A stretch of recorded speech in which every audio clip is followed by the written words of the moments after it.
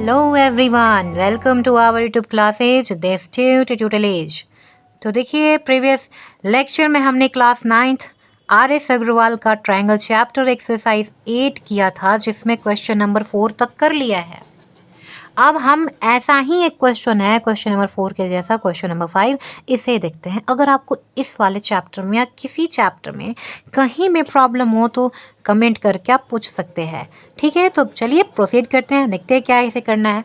तो यहाँ हमें कह रहा है कि in triangle ABC if angle A plus angle B equal to 125 and angle A plus angle C equal to 113 find angle A angle B angle C. मतलब ये कह रहा है कि आपके पास एंगल ए और एंगल बी यदि किसी ट्रायंगल ए बी सी का, अब आप क्या करते हैं दोनों एंगल को ऐड करा देते हैं ए और बी को, तो आपको मिलता है 125 डिग्री।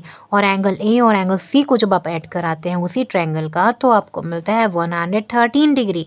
तो आप ऐसा कीजिए कि मुझे एंगल ए बता दीजिए, एंगल बी बता दीजिए और एंगल सी सेपरेटली बता दीजिए। आपसे ये कह रहा है क्वेश्चन। तो चलो देखते हैं कैसे करते हैं।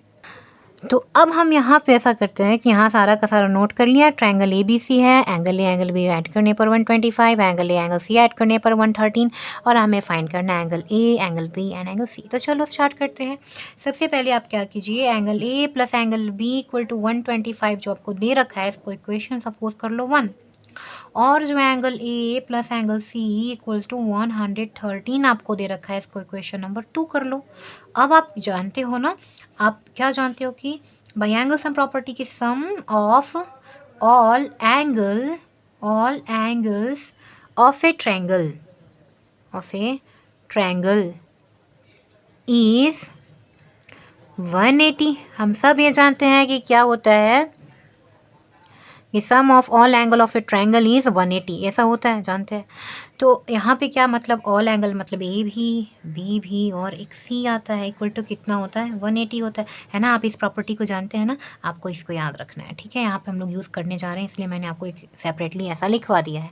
जैसे कि आपके पास ये देखो ट्रायंगल था ABC नाम का, देखो ए है बी है और ये सी है ना। मैंने यहाँ पे ऐसे ही राइट बना दिया है, राइट है भी नहीं भी है ना, ऐसे ही बना दिया। एक ट्रायंगल है आपके पास ABC नाम का। ठीक है, आप इसे राइट मत समझ लेना कि राइट एंगल ट्रायंगल है, मैंने ऐसे ही एक ट्रायंगल बना लिया।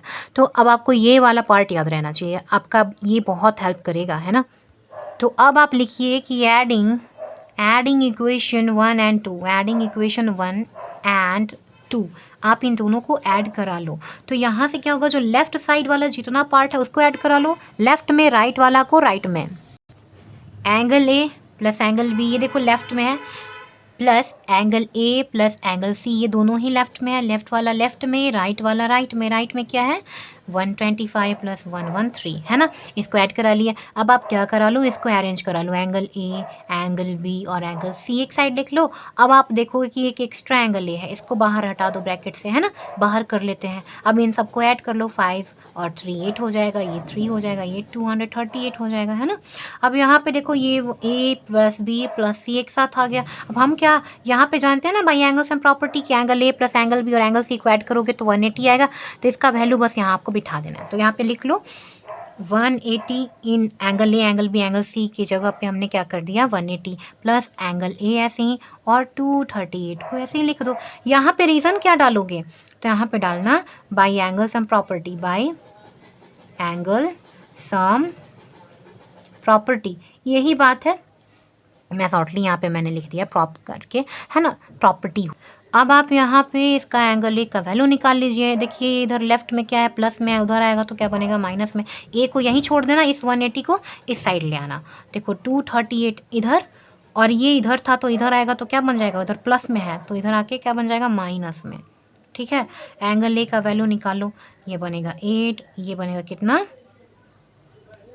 5 और यहाँ पे हमें मिला 58 डिग्री एंगल ए का वैल्यू। ठीक है, अब ऐसे ही क्या करो, आप पुट कर लो इसका वैल्यू किस में, इक्वेशन नंबर 1 में ए का वैल्यू रखो, इक्वेशन 1 में पुट इन इक्वेशन 1। तो यहाँ पे इक्वेशन 1 क्या कहता है कि angle A plus angle B equal to 125। Angle A की वैल्यू कितनी आई है 58 डिग्री, एंगल बी का वैल्यू नहीं पता तो इसको ऐसे छोड़ दो और इसमें से सब्ट्रैक्ट करा के एंगल बी का वैल्यू, इधर लेफ्ट में प्लस है तो राइट में आएगा तो क्या बन जाएगा -58 डिग्री। इसको सब्ट्रैक्ट करा लो, कितना आ जाएगा एंगल बी का वैल्यू, यहाँ पे 6 बचेगा। एंगल मतलब बी का वैल्यू आ गया 67 डिग्री। ऐसे ही क्या कर लो आप एंगल सी का, एंगल सी के लिए कहाँ पे सी का बात लिखा हुआ है, तो इक्वेशन नंबर सेकंड में, तो सेकंड में एंगल ए का पुट कर दो वैल्यू, देखो यहाँ पे इक्वेशन नंबर सेकंड में लिखा हुआ है ना, तो इक्वेशन नंबर में लिखा है सेकंड में angle A plus angle C equal to कितना 113 डिग्री। एंगल ए का यहाँ पे वैल्यू डाल दो 58 आया है, angle C equal to 113 degree, angle C equal to 113 minus का 58 डिग्री, एंगल सी का वैल्यू कितना आ जाएगा, यहाँ पे सब्ट्रैक्ट करा दो तो यहाँ पे आएगा 55। तो ये आ गया सी का वैल्यू, ये आ गया बी का वैल्यू और ये आ गया ए का वैल्यू। तो आपका आंसर आ गया। आज के लेक्चर में इतना ही, नेक्स्ट क्वेश्चन हम लोग नेक्स्ट लेक्चर में करेंगे। अगर आपको कहीं भी कोई प्रॉब्लम हो तो कमेंट करके आप सारे के सारे प्रॉब्लम का सॉल्यूशन पूछ सकते हैं।